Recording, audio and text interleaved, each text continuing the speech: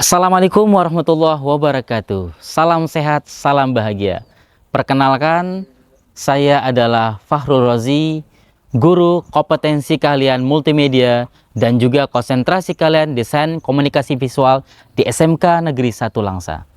Pada video ini, saya akan menampilkan penerapan kurikulum merdeka pada praktek baik pembelajaran berdiferensiasi, produk fotografi dan juga iklan promosi produk yang telah saya lakukan. Kurangnya minat siswa dalam pembelajaran fotografi dan iklan produk menjadikan suasana pembelajaran di kelas jadi sangat tidak kondusif. Pembelajaran fotografi dan iklan produk dianggap sebagai pembelajaran yang sangat membosankan karena hanya membahas tentang teori saja. Mereka hampir rata-rata tidak fokus dengan pembelajaran, sibuk dengan gadgetnya, sibuk dengan saling berbicara, sehingga mereka tidak fokus belajar tentang bagaimana ketika guru menerangkan pembelajaran dalam kelas. Pemahaman dan kemampuan siswa yang masih kurang terhadap beragam fotografi dan iklan produk yang dapat dihasilkan menjadi praktek baik pembelajaran yang saya lakukan di kelas. Sehingga praktek baik ini akan membantu nantinya para siswa menjadi lebih terampil dengan kemampuan yang baru akan hal fotografi dan iklan promosi produk. Di era digital saat ini, fotografi dan juga iklan promosi produk sudah berkembang menjadi salah satu industri kreatif yang mampu menghasilkan sumber penghasilan, khususnya berupa cuan. Kebutuhan akan tenaga terampil yang mampu menguasai fotografi dan pembuatan iklan produk masih sangat besar di industri kreatif. Sementara tenaga terampil yang mampu masih minim sekali, khususnya tenaga terampil yang dihasilkan dari alumni SMK. Untuk itulah saya sebagai salah satu guru multimedia melakukan praktek baik bagaimana untuk meningkatkan kemampuan fotografi dan juga pembuatan iklan produk bagi siswa-siswa multimedia dan juga desain komunikasi visual. Untuk itulah saya sebagai guru mata pelajaran fotografi dan iklan produk tersebut berusaha memenuhi kebutuhan siswa dengan membuat pemetaan kebutuhan belajarnya. Maka peserta didik akan dengan mudah mencapai tujuan pembelajarannya. Pada saat melaksanakan praktek baik tersebut, tentunya ada tantangan yang saya hadapi, terutama tantangan yang bersumber dari siswa tersebut, yaitu bagaimana menggali dan mengetahui minat, bakat, dan juga gaya belajar yang ada pada peserta didik saya. Karena pembelajaran fotografi dan iklan produk ini tidak pernah diajarkan pada jenjang sebelumnya. Untuk itulah, asesmen diagnostik non-kognitif perlu saya lakukan di awal pembelajaran. Tantangan berikutnya adalah bagaimana menghadirkan lingkungan pembelajaran yang aman, nyaman, dan juga menyenangkan, yang dapat memotivasi siswa untuk belajar dan bekerja keras dalam mencapai tujuan pembelajarannya.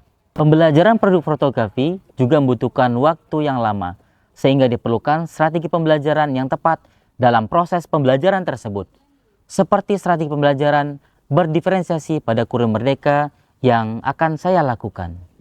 Tantangan terakhir tentunya dari segi peralatan, di mana peralatan fotografi harganya relatif lebih mahal dan rentan akan terjadinya kerusakan. Untuk itulah diperlukan konsentrasi dan juga ketelitian dalam penggunaan alat fotografi tersebut. Seperti apa langkah dan strategi praktek baik pembelajaran berdiferensiasi yang saya lakukan di kelas? Mari kita simak video berikut ini. Langkah yang pertama yang saya lakukan adalah menyusun perangkat pembelajaran yang terdiri dari RPP berdiferensiasi dan berbagai media pembelajaran yang disesuaikan dengan kesiapan belajar siswa, minat, karakter, dan juga gaya belajar siswa tersebut, berdasarkan hasil asesmen diagnostik non-kognitif yang telah saya lakukan. Selanjutnya, menerapkan strategi pembelajaran berdiferensiasi dengan strategi konten, proses, dan juga produk. Assalamualaikum warahmatullahi wabarakatuh.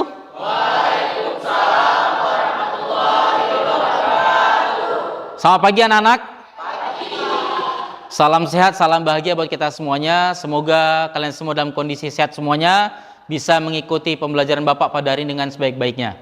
Baik, sebelum pelajaran kita mulai, mari kita berdoa terlebih dahulu. Hari, silakan pimpin doa. Sebelum belajar dimulai, kita berdoa terlebih dahulu. Berdoa dimulai.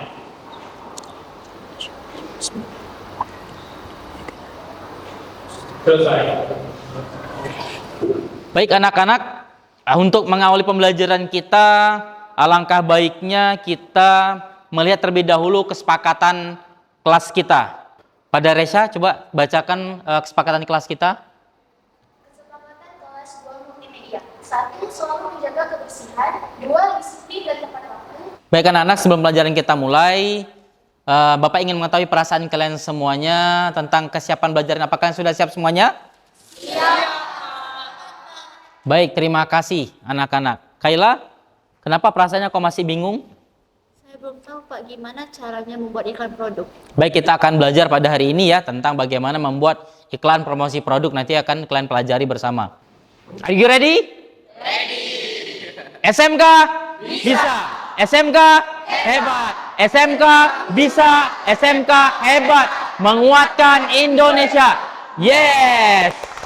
Secara umum, kegiatan pembelajaran berdiferensiasi yang saya lakukan di kelas bersama dengan siswa saya adalah pada tahap pertama, saya melakukan asesmen diagnostik non-kognitif di awal pembelajaran, sehingga minat dan gaya belajar siswa dapat saya petakan sesuai dengan tentunya gaya belajar mereka masing-masing. Anak-anak semuanya, ya, ini adalah bagaimana tentang jenis produk fotografi yang perlu kalian ketahui, di mana yang pertama tentang fotografi makro, ya. Nah, yang berikutnya adalah fotografi still life. Kemudian ada fotografi human interest. Nah, ini kemudian fotografi potret. Tahapan yang kedua yang saya lakukan adalah saya mengeksplor pengetahuan fotografi siswa dengan menyimak dan juga mengamati jenis-jenis produk fotografi dan iklan promosi yang ada melalui berbagai tayangan video.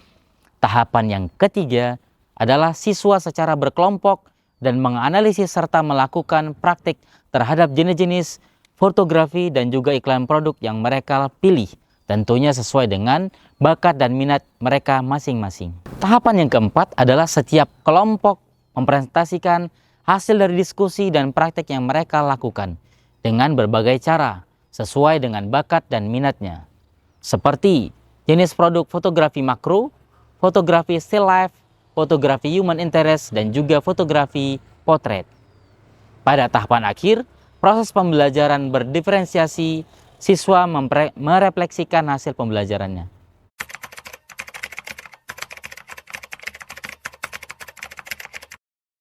Setelah saya mempelajari tentang produk fotografi, pemahaman dan kemampuan saya semakin berkembang, sehingga antusias saya untuk belajar juga semakin bertambah.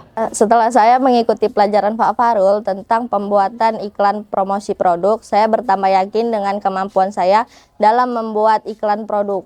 Setelah melaksanakan pembelajaran berdiferensiasi, perasaan saya sangat bahagia.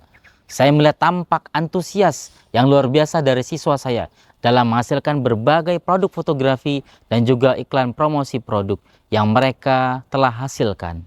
Dampaknya dapat dilihat dari hasil produk fotografi dan juga iklan promosi yang siswa hasilkan, yaitu hasil fotografi dan juga video iklan promosi produk menjadi lebih unik, menarik, dan juga inovatif.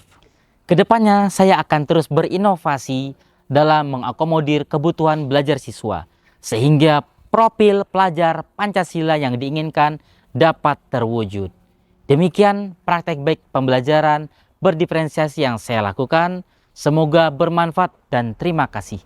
Assalamualaikum warahmatullahi wabarakatuh.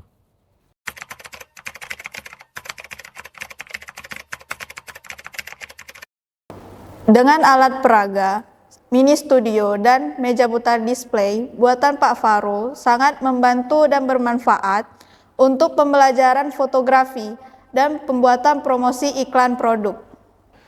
Inovasi proyek yang dibuat oleh Pak Fahrul sangat membantu saya dalam membuat fotografi makro dan juga still life.